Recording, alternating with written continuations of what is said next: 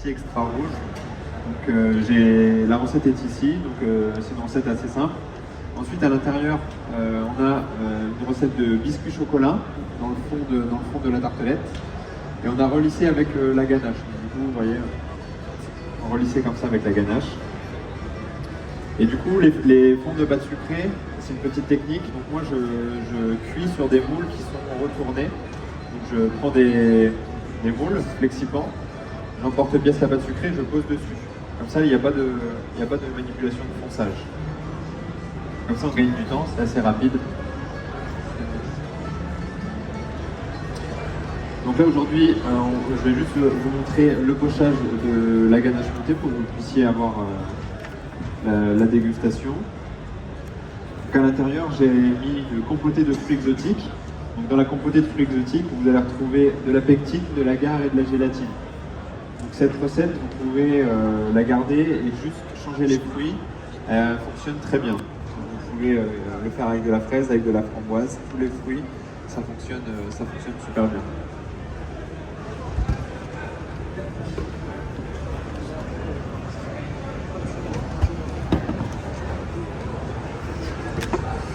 Voilà, moi j'ai fait la ganache montée hier avant de partir, donc on a une texture qui est, vous voyez, très souple et qui a du mal à se tenir, qui est très lisse par contre. Tout le monde a déjà fait une ganache montée.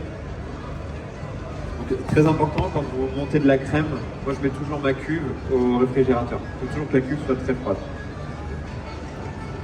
Pour deux raisons, c'est que ça va aider la crème à foisonner. Et si jamais vous montez une crème dans une cuve qui est chaude, vous allez avoir moins de foisonnement. Est-ce que vous comprenez ça? C'est-à-dire que si je mets ma cuve qui est au frigo, ma crème elle va monter jusqu'ici.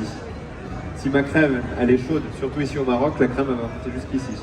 Donc au lieu de faire 30 gâteaux, on va faire 50 gâteaux. On a plus de volume, donc on va gagner plus d'argent. C'est toujours important d'avoir une crème bien froide.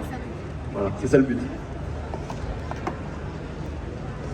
Donc on n'y pense pas tout le temps, mais c'est vrai que c'est un petit détail quand même assez important. Oui.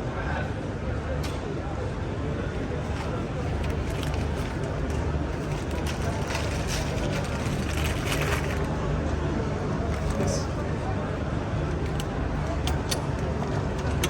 Donc moi quand je monte de la crème, que ce soit de la crème liquide ou alors une ganache.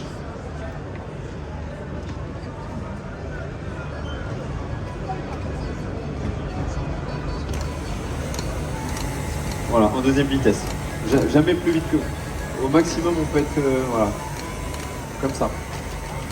Même si je monte de la crème pour faire un montage d'entremets, une mousse, comme ça. Comme ça je peux aller au four, je peux aller faire autre chose. Si je reviens, je vais pas avoir du beurre. Si je mets à fond, je reviens dans 2 minutes, je vais avoir du beurre et ça va vraiment pas bien. Donc une cuve froide, de la crème froide, et là on monte en toute vitesse. Et vous allez voir, ça monte petit à petit et c'est comme ça qu'on a le meilleur résultat.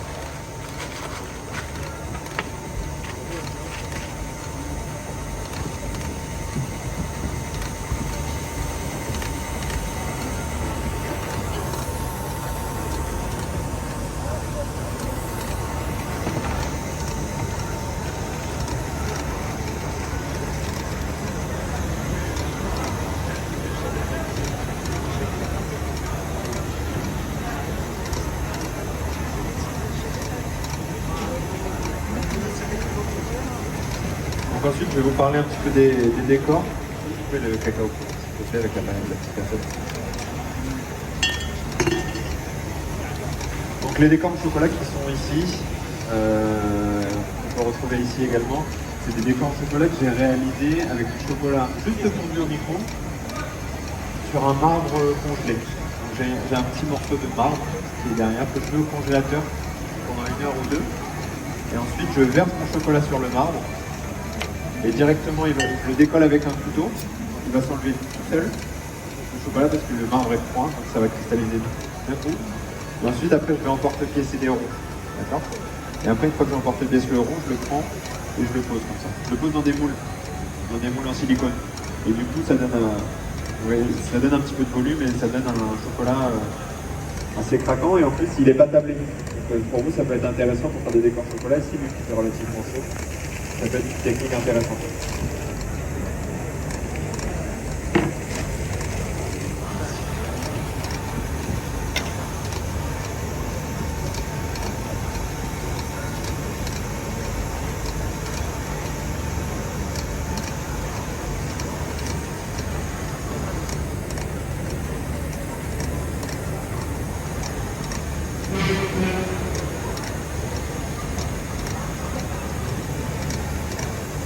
Vous avez vu, la crème, elle monte tout doucement.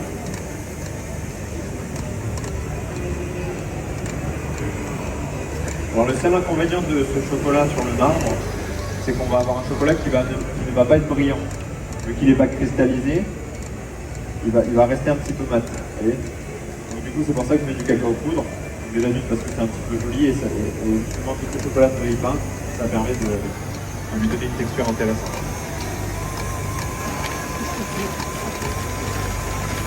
Est-ce que tout le monde a pris le livret de recettes? C'est bon.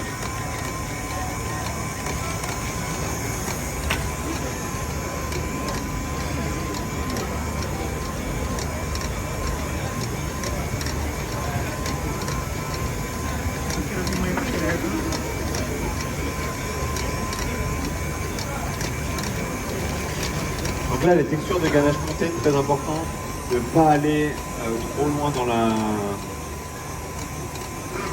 montage. Il faut toujours quand même garder une texture assez souple. Donc là, c'est encore un petit peu souple, je vais continuer. Mais c'est souvent, on voit des ganaches montées qui sont trop serrées, du coup on a ce côté un petit peu gras, du chocolat qui ressort.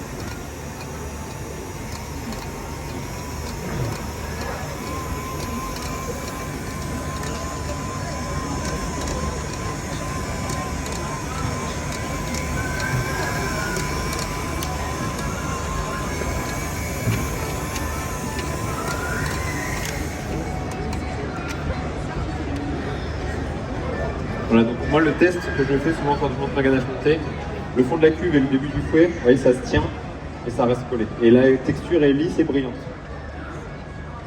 Vous voyez? Quand ça se tient comme ça, c'est que la texture elle est correcte.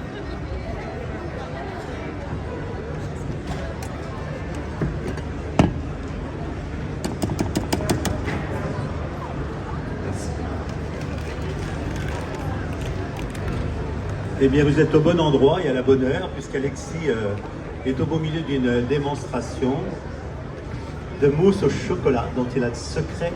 Il a plein de secrets, hein. Si vous lui posez des questions, il va vous en donner plein des secrets. Parce qu'il partage beaucoup dans le monde entier. Et vous savez ce que ça veut dire, ce col-là, bleu, rouge, noir, vert, mignon, c'est pas qu'il est rasta, hein. Il n'est pas rasta du tout. C'est le col qu'on avait inventé pour décorer cette veste des champions du monde, du mondial des arts sucrés, un concours qu'avait organisé DGF et qui était de très belles tenues où la femme était à l'honneur. L'équipe était composée d'un homme et d'une femme. Donc garniture à la poche. Ici. Donc là on a vraiment, vous avez vu une texture qui est quand même assez souple, la ganache montée est assez soyeuse. Donc, du coup, c'est vraiment la texture idéale pour pas avoir un côté gras qui ressort de la ganache montée. Là, vous voyez, il n'y a pas non plus trop de bulles d'air. Ça sert à rien de mettre le batteur en 8e vitesse, sinon on va se retrouver avec des bulles d'air. Et du coup, on va avoir une texture qui va être moins jolie. Tu as utilisé quel chocolat? J'ai utilisé le 62. C'est le Goya? C'est le Goya? Ouais. Pourquoi ils ont changé le pourcentage? Parce qu'avant, le Goya Kill, il était 64%. Ah non. Je suis sûr, c'est le Goya Kill. 64. 64. Ah, tu vois, parce que là, tu brouillais mes vieilles mémoires. Mes vieilles mémoires. Le Goya, là, toujours été à 64. J'en étais sûr, en plus. Je laisse parler, je vérifie ce qu'il dit. C'est pas des bêtises. En tout cas, merci d'être là, Alexis. Merci d'être présent à ce 11e carrefour de Crémaille, 11e édition. Hier soir, nous avions une très belle soirée avec nos clients, nos fournisseurs. Et aujourd'hui, toujours en démonstration. Vous voyez au fur et à mesure la texture, je dirais presque que j'ai un peu trop monté la ganache. Elle était bien lisse, elle était brillante et au fur et à mesure que je pose, vous voyez, elle commence un petit peu à, on va pas dire qu'elle tranche, mais elle commence à se resserrer. Mais on voit bien que tu as les mains froides. Tu dois avoir les mains froides, fais voir. Ouais, j'ai les mains froides. Mais il a les mains glacées. Oui. Par contre, toi, t'as les mains très chaudes. Hein. C'est dingue, mais t'as les mains gelées, c'est toi qui fais cailler la mousse au chocolat.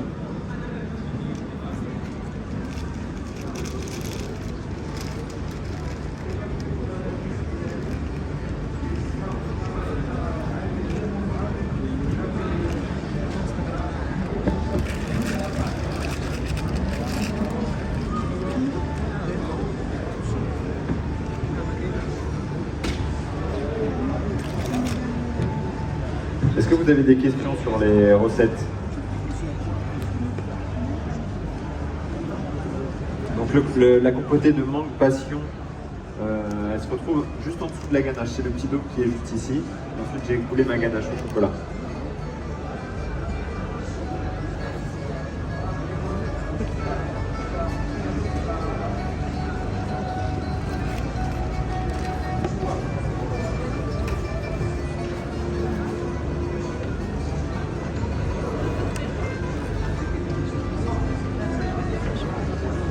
Oh là là, tu vas être sur tous les Instagram marocains, toi.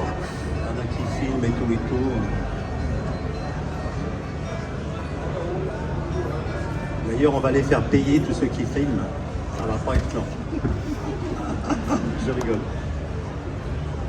Ouais, ensuite on va bien mettre les décors en chocolat.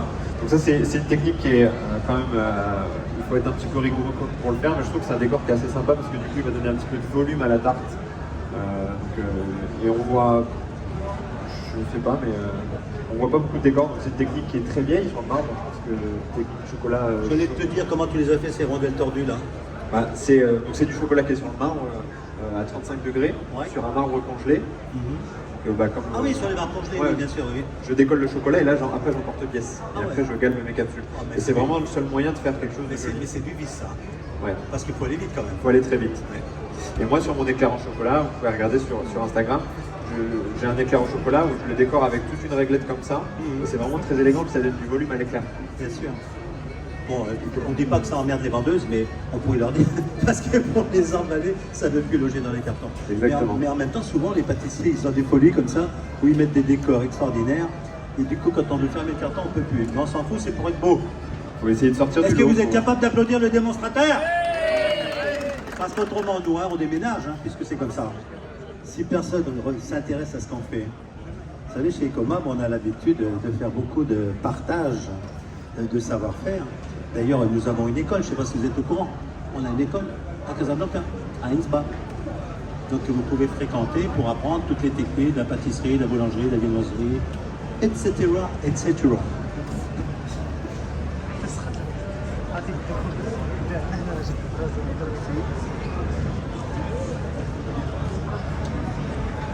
Et l'intérêt de la démonstration, alors, c'est qu'on a le droit d'y goûter après. Regardez, on y arrive. Parce que si on n'aura pas le droit d'y goûter, nous on reste pas là. Hein. Voilà, une petite tarte au chocolat avec un confit de mangue passion et un tout petit peu de banane. Avec une Exotique. jolie ganache montée. Exotique, tic, tic. Et vous allez voir, le chocolat sur le dessus va vous apporter un petit peu de croquant aussi, donc ça va être assez intéressant pour la dégustation. Et à propos de la banane, il faut se méfier de la banane, parce que la banane c'est un fruit dominant. Ça veut dire que si tu mets 3% de banane dans un truc, des fois c'est déjà trop, et ça bouffe les autres fruits en termes de goût. Donc il faut vraiment en mettre assez peu.